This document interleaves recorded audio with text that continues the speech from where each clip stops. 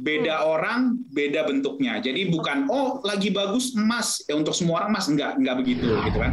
Jadi segala jenis investasi yang ditawarkan di depan mata, apapun itu juga aku pelajari dengan sangat cermat semua terms and condition-nya, Be. Investasi yang menjanjikan manfaat pasti pun dia bilang pasti 5% dalam setahun. Itu aja ada risikonya. Selamat datang di Do It, podcast yang membahas seputar pengelolaan keuangan. Dalam setiap episode, saya akan berbincang dengan bintang tamu yang menarik dan juga para expert yang akan menjawab segala permasalahan finansial. Bersama saya Dea Rizkita, inilah Do It.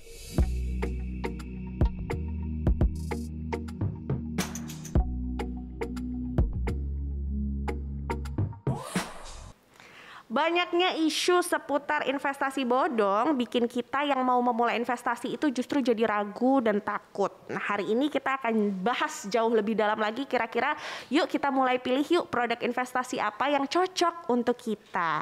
Nah, aku langsung balik lagi ngobrol tanya ke Kamelani. Yes, Dek. Kamelani, aku sempat baca artikel gitu ya, katanya Kamelani ini sudah mulai mengajarkan Shimar anaknya untuk belajar investasi. Benar gak sih? Jadi gini, Shimar itu kan umurnya sekarang 10 tahun. Oke. Dari umur 5 atau 6 tahun udah pernah nih ya bantuin mamanya untuk syuting, Dek. Gimana misalnya syuting-syuting buat TV gitu ya, liputan atau apapun itu, dan kan dapat honor. Oke. Sehingga aku juga bagi tuh honor itu ke dia sebagai tanda capeknya dia lah, apresiasi aku untuk waktunya dia gitu. Nah, dengan honor itu aku ajarin dia untuk nabung. Oke. Untuk nabung, lalu apa yang dilakukan sama dia? Nah, sekarang dia punya YouTube channel, kecil-kecilan sih, ya baru mulai lah ya. Tapi dia pakai duit dia sendiri untuk bisa bikin video, syuting, editing, pakai uang yang udah dia kumpulin. Ya ampun. Dia invest tuh ke YouTube channelnya dia, sehingga dengan begitu aku ngajarin dia juga untuk belajar bertanggung jawab. Ya. Jadi berani juga gitu dan mengerti bahwa apa yang dia lakukan itu adalah hasil jerih payah dia. Iya. Gitu, dan jadi dia bisa munculin atau ngasih full effort ke sesuatu yang dia lakukan dengan jerih payahnya dia sendiri. Kayak gitu-gitu sih. Hal-hal yang sederhana aja yang bisa diajarin ke anak-anak gitu ya. Mulai dari dini menurut aku penting untuk diperkenalkan. Justru ketika diperkenalkan mulai dari usia seperti Shimar gitu ya, aku akan bisa membayangkan besok ketika memang sudah beranjak dewasa, jadi jauh lebih berani ambil keputusan, jadi jauh lebih bertanggung jawab. Betul. Dan investasi untuk anak di usia 10 tahun tuh ya nggak melulu tentang yang besar-besar, tetapi mulai dari hal yang sederhana pun. Benar. Yang penting mereka paham makna dan maksudnya gitu. Betul, ya Kamelani ya. Betul, sehingga dia juga bisa mengapresiasi segala hal yang dia lakukan dan orang di sekitarnya lakukan. Yes. Itu penting banget. Itu penting banget sih. Nanti aku bala duit akan juga begitu ke anakku. Cari cuan ya berarti. Yuk, kamu bantu ibu yuk. Amin ya Dek. Amin mudah-mudahan ya sehat-sehat Dek. semua. Amin. Nah, kalau tadi Pak William sudah dengar juga ya cerita dari Kamelani. Kamelani mengajarkan si kecil bagaimana berinvestasi sedari kecil, mulai dari hal yang sederhana tapi maknanya luar biasa. Nah, investasi sendiri kan banyak banget jenisnya. Benar. Sebanyak itu. Logam mulia, reksadana, saham, terus sekarang banyak banget deh investasi-investasi yang ditawarkan sama kita. Cuma kira-kira di masa-masa sulit seperti sekarang. Benar. Sulit banget gitu ya.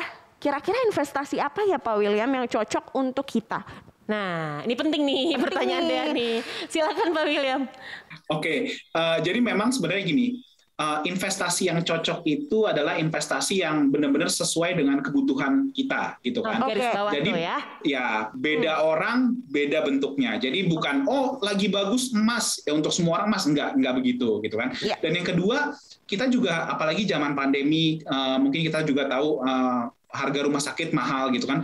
Selalu ada sebagian porsi selain investasi juga proteksinya, gitu kan. Ada asuransinya, gitu. Dan zaman sekarang itu juga banyak produk-produk itu yang udah combine gitu. Jadi ada investasinya dan ada proteksinya juga dalam satu produk gitu kan. Jadi itu penting gitu. Jadi ketika kita mau invest, kita harus lihat juga kita juga perlu proteksi apa enggak gitu kan. Itu menjadi poin penting, dan zaman sekarang juga udah bisa murah banget sih, namanya menabung atau namanya asuransi pun itu bisa murah banget. Jadi contohnya di Bank Danamon, kerjasama antara Manulife dan Danamon, kita ada asuransi Prima Jaga yang bisa sangat affordable lah untuk masyarakat yang tadi, apalagi mereka yang baru punya income gitu.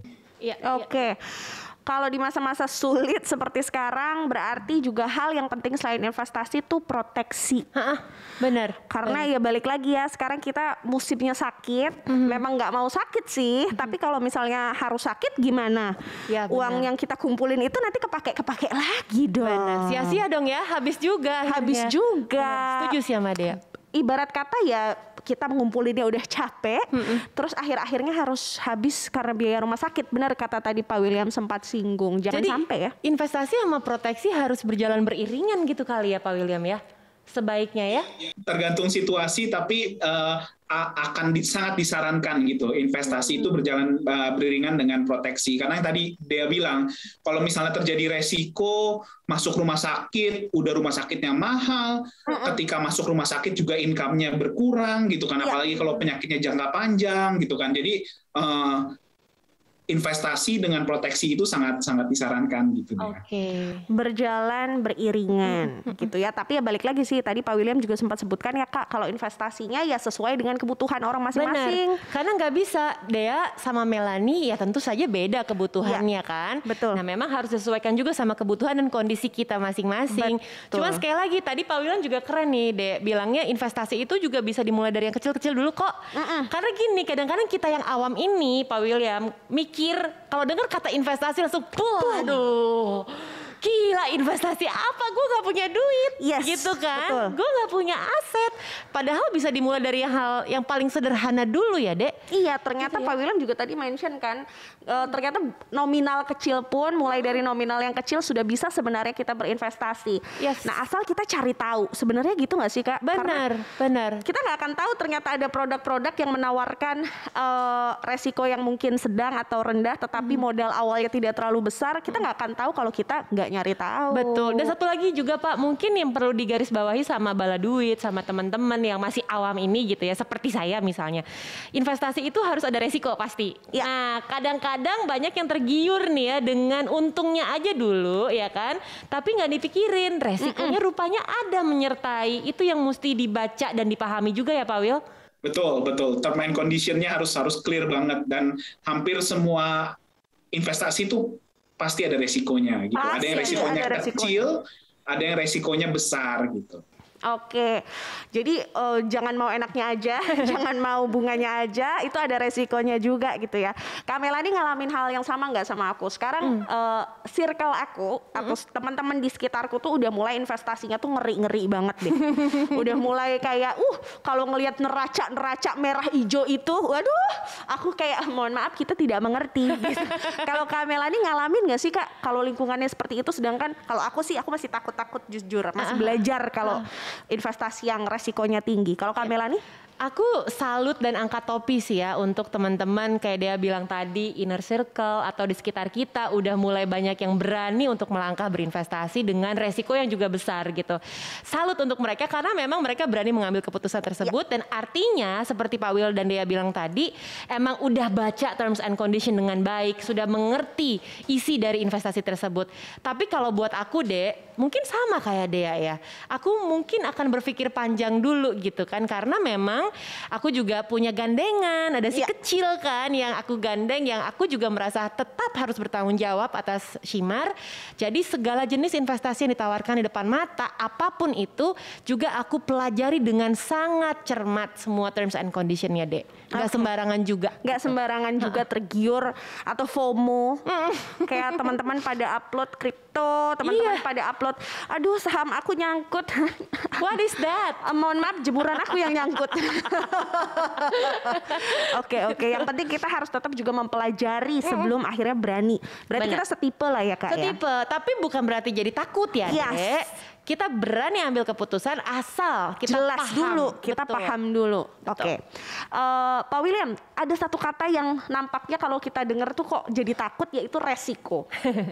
Ya seperti yang tadi aku bahas sama Kamelani juga, kok jadi takut ya ketika tahu resikonya tinggi. Nah, tips dari Pak William sendiri kira-kira supaya kita nggak apa-apa atau kita juga merasa nggak apa-apa nih untuk investasi sekalipun resikonya tinggi. Ada nggak sih Pak tipsnya Pak? Oke, jadi yang paling clear itu tadi kita pahami dulu resiko dari investasi kita. Dari bahkan investasi yang menjanjikan manfaat pasti pun, dia bilang, oh pasti 5% dalam setahun. Itu aja ada risikonya. Kenapa? Karena yang menjanjikan itu adalah suatu badan gitu kan. Dan kalau badan itu tidak mampu membayar, itu menjadi resiko. Jadi bahkan yang digaranti pun gitu kan, yang digaransikan pun itu ada resikonya. Nah, yang paling penting itu kita benar-benar jadi biasanya setiap investasi ada term and condition. Itu pelajarin. Dan habis pelajarin mungkin bisa consult gitu kan, consult dengan orang yang dipercaya, dan kalau memang orang tua adalah mungkin ya bagus banget karena kan dia pasti tidak membohongi gitu kan. Atau bisa juga consult ke financial specialist gitu kan, atau di bank gitu juga ada relationship manager. Dia juga adalah orang-orang yang fasih gitu kan terhadap melihat oh investasi itu resikonya seperti apa. Nah, yang terakhir itu cocokkan dengan apa ya? Ada yang dibilang appetite kita atau bahasanya adalah apakah kalian orangnya agresif, apa kalian orangnya konservatif gitu kan. Jadi kalau memang orang yang lebih agresif, otomatis kemungkinan returnnya lebih tinggi, tapi resikonya lebih banyak gitu. Jadi sesuaikan. Dan sesuaikan juga dengan kebutuhan. Misalnya, untuk apa ini uang? Misalnya untuk dipakai untuk biaya pendidikan anak yang akan digunakan 5 tahun lagi. Oh ya harus hati-hati. Karena kalau ada apa-apa, 5 tahun nggak bisa diambil, ntar gimana pendidikan anak? Beda sama uang yang untuk, oh ya saya investasi ada uang lebih, saya mau taruh untuk di masa tua yang masih jangka panjang. Ya mungkin itu adalah bisa investasi yang lebih bervolatile gitu kan, lebih bergejolak, tapi jangka panjang masih tumbuh gitu. Jadi sesuaikan dengan kebutuhan, dan jadi jangan takut untuk mengambil keputusan untuk berinvestasi, tapi konsultasikan gitu dengan bisa teman atau financial specialist yang memang ahli di bidangnya gitu. Oke, tadi poin penting juga Pak William bilang, ibarat kata sebelum memulai investasi apapun kita punya tujuan dulu nih buat apa, supaya kita makin jelas untuk milih produknya juga gitu ya Pak ya. Bener, jadi bisa mengerucut ya, karena kan pilihannya banyak nih. Kalau kita nggak tahu goalnya mau ngapain, misalnya tadi buat pendidikan anak udah jelas, atau misalnya buat pensiun nanti, buat di masa tua itu juga jelas gitu. Jadi emang harus paham dulu dan harus tahu dulu ya Pak, kita tuh tipenya yang seperti apa sih. Tadi Pak William bilang agresif kah, konservatif kah gitu kan, atau malu-malu kah gitu kan, bisa beda-beda tiap orang. Karena ketika memang kita milihnya sesuai sama tipe, kita jauh lebih tenang juga ya Pak investasinya ya. Pasti. Jangan kita ngambilnya yang high return tapi high risk, tapi kitanya konservatif, nggak bisa tidur Anda bala duit gitu. Waduh itu mah senewan deh. Senewan. Pak William, kalau tadi kita sudah bahas seputar resiko, ini kan yang nggak enak-enaknya nih.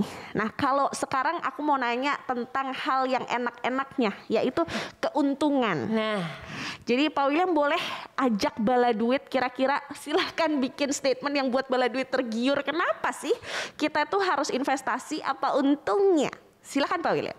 Oke, jadi kita kan tahu ketika uang disimpan dalam bentuk cash atau dalam tabungan biasa itu bunganya atau income-nya itu nggak seberapa biasanya, gitu kan. Jadi kita harus memanfaatkan opportunity itu, gitu kan. Nah, tapi memang harus disesuaikan. Jadi misalnya kita harus tetap sisihkan uang yang untuk dana darurat. Jadi kalau butuh cepat harus bisa dipakai. Tapi pasti kalau kita punya dana-dana yang kita nggak akan pakai, ini dana lebih, nah itu harus dimanfaatkan semaksimal mungkin. Jadi jangan ditaruh aja di tabungan dengan bunga yang 0,sekian% gitu kan. Itu kan sayang banget gitu. Nah, dan bunga itu ketika investasi itu memang berbunga terus kok. Jadi maksudnya uang yang kita masuk menghasilkan bunga dan bunganya juga menghasilkan bunga lagi gitu kan. Kalau memang investasinya sesuai, itu uang kita tumbuh di sana. Jadi banyak juga yang mengatakan, kita bisa pensiun dini ketika uangnya udah banyak karena uang kita akan menghasilkan uang gitu. Jadi jangan takut jangan takut akan investasi. Walaupun banyak investasi bodong, tapi lebih banyak kok investasi yang valid gitu, investasi yang sesuai, investasi yang cocok. Contohnya tadi simpelnya logam mulia lah, atau investasi lewat asuransi lah, atau investasi simple deposito lah. Jadi banyak fasilitas atau banyak opsinya juga. Jadi jangan takut bahwa kalau udah investasi pasti bodong, enggak juga gitu. Jadi memang ada investasi bodong, harus hati-hati, tapi jangan juga takut investasi, makanya nyimpan uangnya di rumah gitu. Nah, aduh, di rumah, di dalam sarung ya. Pas udah mau dipakai rayapan. Ya. Aduh, sedih banget. Buntung lagi itu, buntungnya karena kesalahan sendiri, bukan kesalahan siapa-siapa. Oke, berarti poin dari Pak William adalah bisa berbunga-bunga. Betul. Uangmu daripada kamu taruh aja uang dinginmu itu di bank, di tabungan biasa yang bunganya juga tidak seberapa. Sayang banget. Sayang banget nanti kena inflasi. Oke. Kalau dari Kamela nih, kira-kira bala duit di rumah mau dikasih tahu apa nih sama Kamela nih? Atau pengen dikasih tips trik apa seputar investasi sama Kamela nih? Silahkan. Oke, sebenarnya yang bikin kita jadi takut untuk berinvestasi adalah nggak adanya pengetahuan atau informasi yang lengkap tentang investasi tersebut.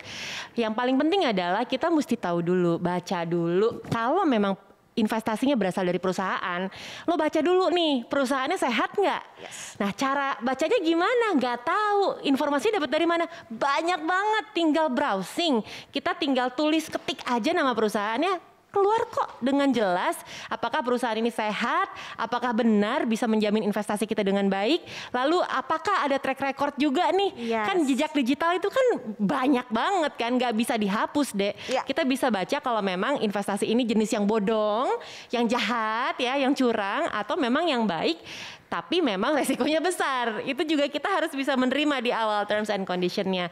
Terus kalau emang kita tipenya yang konservatif, yang nggak usah sok-sokan main yang agresif gitu, sesuaikan sama kebutuhan dan karakter diri kita gitu loh. Kalau mau main aman, monggo, tapi juga tadi keuntungannya memang tidak sebesar yang resikonya tinggi. Hal-hal dasar dulu deh yang dipelajarin, baru kita berani menentukan berikutnya. Oke, lengkap banget hari ini Bala Duit. Pak William tadi sudah kasih statement juga, ditambah dengan Kamela nih. Intinya satu, harus mau cari tahu alias kepo. Ya. Produk apapun itu harus dikepoin dulu. Biasakan untuk ikro atau membaca gitu ya, karena bisa jadi nggak bodong juga, tapi kita nggak baca lebih teliti lagi, akhirnya tidak merasakan keuntungannya. Terus juga jangan lupa Bala Duit untuk memulai. Ya. Jangan terlalu banyak mikir nih, kalau biasanya kan setelah cari informasi lama-lama kewalahan sendiri nggak mulai-mulai. Jadinya nggak jadi jadinya. Jadi jangan sampai begitu ya. Harus juga segera dimulai sesuai dengan profil yang kamu punya. Nah, terima kasih banyak Kamela nih. Sama-sama sudah ngobrol sama aku hari ini. Sehat-sehat ya kamu ya. Semoga Kamela ini juga diberikan kelancaran untuk segala rencananya. Amin, amin ya Allah. Kesehatan juga. Amin, terima kasih. Terima kasih banyak juga Pak William sudah ngobrol-ngobrol hari ini. Thank you Melanie, thank you Dea. Thank you. Semoga sehat selalu ya Pak William ya. Sama-sama, sehat juga ya. Oke, Bala Duit juga sehat selalu ya di rumah ya. Tapi Bala Duit jangan lupa kalau misalnya Bala Duit pengen request gitu ya tentang topik finansial apa yang pengen dibahas di Duit. Karena tadi kan ya Duit ini juga jadi satu wadah yang bisa digunakan sama Bala Duit untuk cari tahu lebih dalam. Boleh request, bisa DM kita atau tweet di Twitter kita di @duit_metro_tv. Jangan lupa untuk like video ini, share video ini sebanyak-banyaknya supaya makin banyak orang yang tahu. Subscribe YouTube channel Manulife Indonesia dan juga kunjungi websitenya Manulife Indonesia. Sampai jumpa di Duit. Dah. Dipersembahkan oleh